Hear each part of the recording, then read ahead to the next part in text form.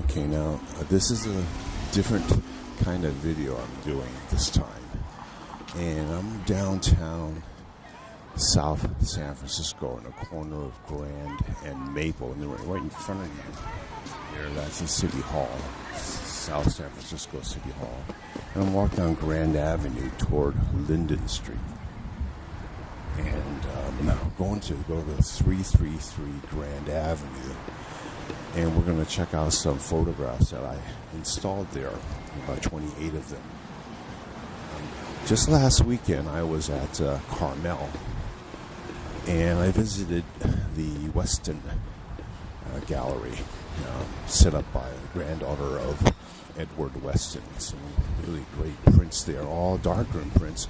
Actually, it didn't have, maybe 10% of them were inkjets, and mostly they were darkroom prints. I saw prints by Edward Weston, Ansel Adams, Win Bullock, and a bunch of other photographers. And they were, it was just great. I could stay there all day looking at these things. And I thought, we should have more places like that to see real photographs. So what I did was I approached Cheung Hing Restaurant in South San Francisco, where they have really good lighting. And even at night when the sun goes down, it's nice and bright inside. And they also had a lot of wall space. So I asked them if I could put the photographs up, and they said sure. So I've been working on it for almost a year now. And I finally got them all up. And I wanted to show it to you guys. So 333 Grand Avenue in South San Francisco. It's between Linden and Maple Street. Is a restaurant where I have 28. And this is going to be a permanent display. I probably will change some of the images every so often. But as long as they're in business, this place will be here. And another thing about this place is I eat here quite often. And it reminds me of the Chinese food I grew up with. When I was growing up in Chinatown in San Francisco in the 60s, they have like Fan Kang Ayo Ji and Watan Ha Chao Fen, Peilan Sao Yok Juk, Yi Min, all the stuff I like. So this is it. Okay, so that's the front, and we're going to walk inside. So in here, we've got two prints. One is by my father to the right. It's a rooftop. And on the left is a picture of a trail. In the background, there's Mount Everest. That's shot by a friend of mine, Frank Wynn. So and there's a sign describing the images. And as you go inside, right now it's a good time to come in because it's nice and quiet. And I asked if I could make a video. And they said fine. Tom shot this. This is the seals of Britain. There's a sign here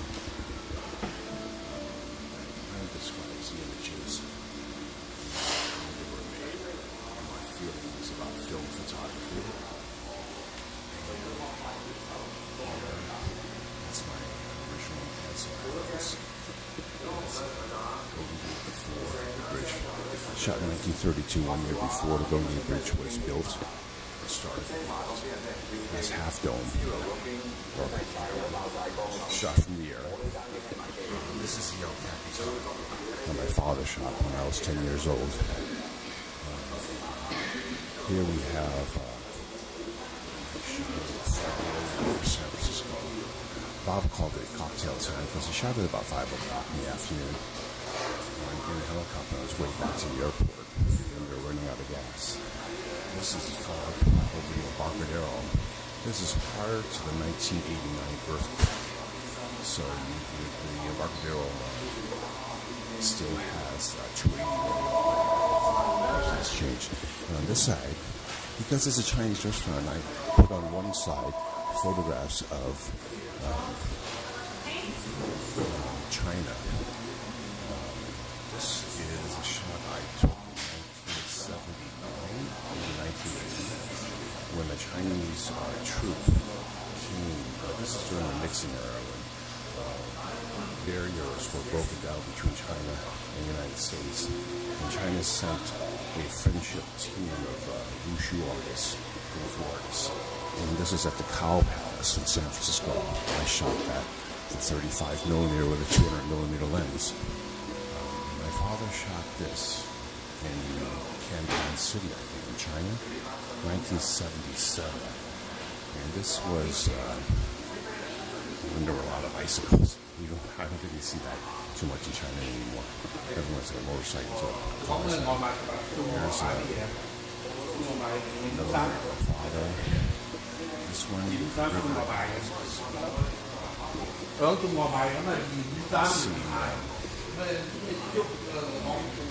waterway running between the houses here. This is shot by my brother. This is one of these here are 35 millimeter, by the way. Original 35 millimeter. This is 35 millimeter Kodak. Very nice shot. I always like to sell. I solarized the negative. When I made the internet, I solarized it, so it broke down to tones. Let's see. I don't do that too often. I learned how to do that from my father way back when I was like 17. This again by my father, Junks in the Horizon. This is Washington behind the house. And these pictures, my father never printed. Quite frankly, they weren't well exposed. But when I saw the film, I decided to work on it, and this is what I came up with. So you can see two ladies in the back of the house washing dishes with laundry. The waterway that runs between the houses. Frank Green shot this. This is a boat on Reflection Lake. This is quite up in China. Frankly, very well traveled. Very good Bay Area photographer. Shared his knowledge with me when I was just a teenager. He told me a lot on how he did things. He didn't hide anything. Some photographers, they don't share with you what they know, but Frank was very kind in that way. This is a temple. You can see it here. There's a temple on top of that mountain, Mount Hong. And this was back in 1977. I remember my father told me that he was going to go to China. He hadn't been there since he was like, 16. And in 1977, he was about 52. And he had an opportunity to go because one of his good friends who he used to work for traded with China. The Royal Cafe would go to China and purchase things and sell it in his stores in Chinatown. And my father went because Richard Long, the owner there, wanted to learn photography, so he invited my father along. And in order to go there, my father he had planned to climb this mountain. But because it's so strenuous, he had to quit smoking and started jogging, which he continued until the end of his life. So it was an opportunity for him to get healthy, and he did. This is cactus flower, which I shot just this year. And I'll tell you it was in the backyard. There was a fence in the back, and I had to expose it in such a way that even though the film recorded the fence, I masked so that I eliminated the fence. Came up with just like a hand offering a flower. And then on this side, again, this is Robert Cameron, Bob shot. This is a hang glider.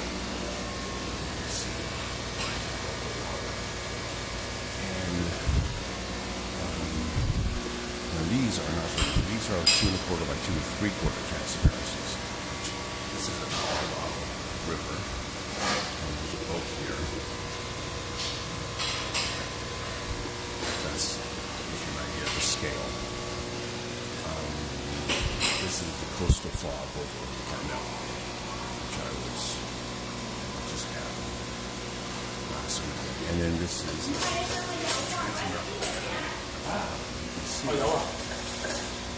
Obviously, it'll look better if you get a chance to come to San Francisco. Just south of San Francisco, about 15 minutes away, is South San Francisco. And so we've got all these. And the background, and that's where the restaurant is, in a way it's better because there's no tables in front of it. This is also from that night when the new shoot came to San Francisco. This shot is called New Shoot. He's throwing a weapon in the air. This is my New York chairs, which I shot in 1982. And it's probably the first shot where I shot it with the intention of masking. So I didn't worry too much about overexposing the top of those chairs. Very heavily exposed, but of course with the mask I was able to get the detail out of it. I'm very pleased with this, but it took me a long time to print this. The first prints I made weren't as good as this, but I've talked about this. And then these 4 images.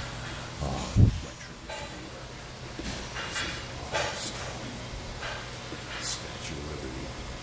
He said that it was raining in New York for 4 days straight. As soon as it stopped raining, he hired a helicopter around and grabbed this shot. I made this print up to 10 feet wide in color. And there's a flag here. You can't see it. But you can actually see the stripes on the flag on the 10-foot print. That's how sharp that Pentax was. The Pentax 6x7. The Empire State Building.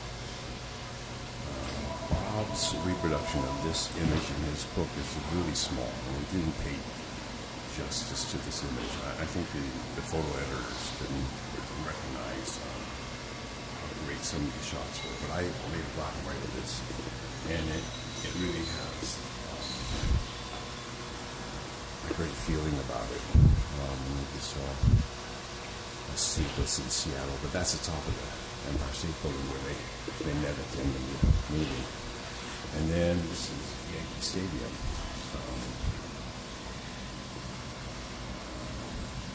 Of course, baseball is an American invention.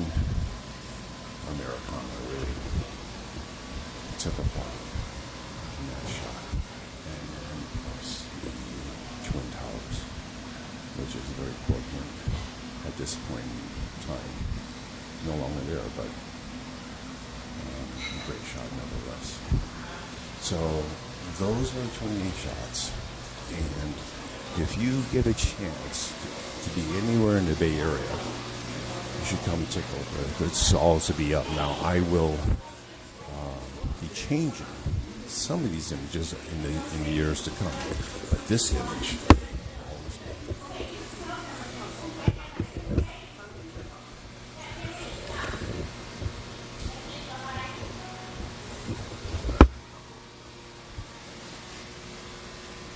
This is a standard by which all the other ones can be measured. It's autographed by Ansel. 1 year before the construction of the Golden Gate Bridge began. And just to let you know what was written here, I'm going to read this. The black and white photographs displayed on these walls are a tribute to film photography. All of the photographs were made in a darkroom on photographic paper through the use of black and white films and processed in trays with photochemistry. The first photograph was made in 1826, nearly 200 years ago. Since the invention of photography, the process has gone through many changes and improvements. The many individuals who contributed to these improvements were both innovative and inventive. The results of their efforts perfected a reproduction process that proved both artistic and practical. It remains one of the most, if not the most, durable and long-lasting printing procedure that has an estimated lifespan over 1,000 years when done properly. And that's the silver gelatin print. It is, and then from the introduction to Portfolios of Ansel Adams by John Sarskowski. It is unhappily more difficult and more time-consuming to make a perfect print from a photographic negative than from an etching plate of a lithographic stone. The traditional graphic techniques transmit a simple yes or no signal, while the photographic negative is highly plastic, allowing a broad range of variation that demands not only good craft but critical interpretation. In a rough metaphor, the photographer's negative is to the etcher's plate as the violin is to the drum. Furthermore, once the etcher's plate looks right, the etcher's work is done. When the photographer's print looks right, it is possessed by a half-dozen devils that will destroy its perfection if not exorcised by hours of tedious donkey work. I like that word, donkey. The traditional method of making photographs, in which the image is formed by molecular metal reduced from metallic salts, is and always has been an unsatisfactory method of making large numbers of multiple prints. It remains, however, a method by which the photographer can achieve a more complete, elegant, subtle, and satisfactory translation of the image formed by his camera's lens than is available from any other system. And then in the bottom there's a footnote. Replace a simple yes or no signal with a 0 or 1 data structure that makes up a digital image, and you will have a modern comparison between an analog print and a digital inkjet print. And then for more information on how these photographs were made, log on to youtube.com. Look under Timmy Hall Photography. And then I had to translate it into Chinese. Lady that I haven't met yet, but her name is Priscilla, did this for me, so I'm really glad to have that for the Chinese patrons who don't read or speak English. They can refer to that. So this is it. 28 photographs.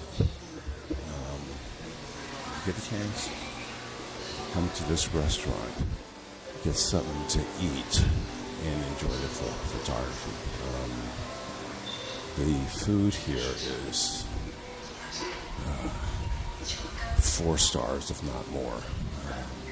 I really like Cantonese style food. That's what I was grew up with. So, okay, so if you, let's see, here's the menu. So you can see there's quite a selection. I eat here at least once a month. Actually, now with photographs up.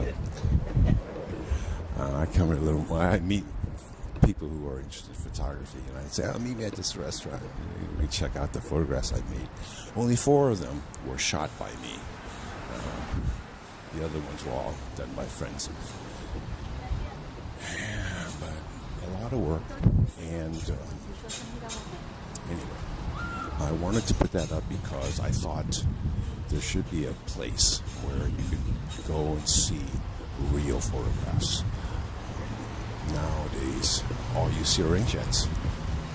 Again and again. Street fairs, restaurants, public places, even the signage in all the stores are all inkjets. And I made my living making point of purchase advertising prints for Mervyn's, Sears, Macy's, Emporiums, Williams-Sonoma, Pottery Barn, The Gap, Banana Republic, you name it. And they were all photographs. Now everything is inkjet, and it doesn't look good. It doesn't look nearly as good. So, in order to keep this art alive, I created this channel, and now I've made 28 prints that are on display permanently. If you're ever in San Francisco, in the Bay Area, check out South San Francisco, 333 Grand Avenue. Okay? All right. Thanks for watching.